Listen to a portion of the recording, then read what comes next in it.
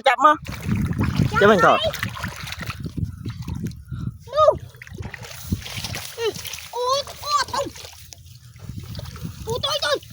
tôi ơi ai nè cha con thấy ở nhà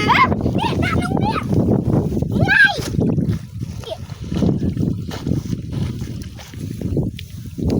ra đi thấy ủa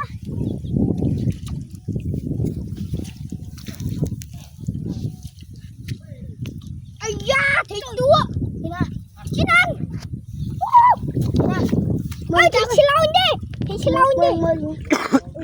tốn tốn này mò này hả chóm tôi chạy lâu lên mình chạy nghe con giật đi mẹ thấy thế bật